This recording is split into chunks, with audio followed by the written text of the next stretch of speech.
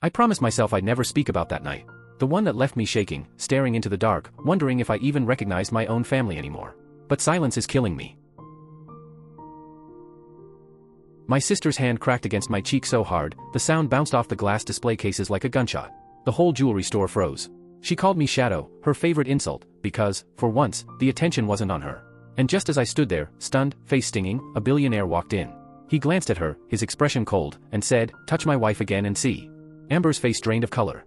She stammered, actually stammered, while the world tilted on its axis. That moment wasn't just about a slap.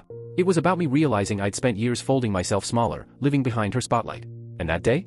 That day I finally stepped out of the shadow she'd shoved me into my entire life.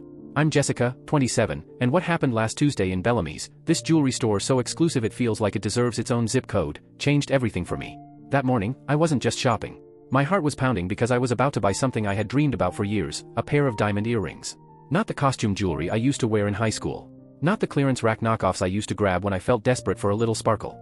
Real diamonds. Something I had saved for month after month, dollar by dollar. After years of scraping by, I finally had something to celebrate. I was standing there, clutching the little velvet tray, trying not to cry out of sheer pride, when the chime above the glass door rang. And in stormed Amber. Her face? A storm cloud of fury. And before I could even blink, her palm collided with my cheek. Now, let me back up. Growing up with Amber was like living in the path of a permanent hurricane. She was 2 years older, forever the pretty one, the star. If I was steady, she was dazzling. If I worked quietly, she made noise loud enough for the whole world. Our parents didn't live in a mansion. Dad was a high school teacher. Mom ran a boutique. We weren't rich. But every extra dollar seemed to orbit directly around Amber. Ballet lessons, cheerleading camps, shopping trips every season. And me?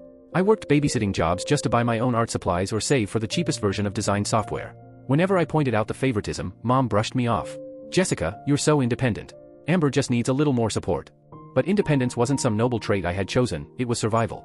By the time I was 20, I was already out of the house, grinding full-time at a print shop while taking night classes for my degree.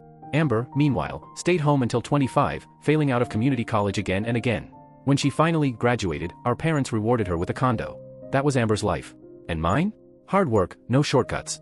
Last month, though, something shifted. It was my 5th anniversary at Boyd Creative. I had clawed my way up from junior designer to handling massive accounts. My boss had just given me a raise that felt like oxygen. Real breathing room. And I thought, finally, I'm going to buy something just for me. Not rent, not bills, not groceries. Something that would sparkle, that would remind me every time I looked in the mirror, "You did this, Jessica. You earned this." Diamond earrings. But of course, my family dinner had to ruin the moment before it even began.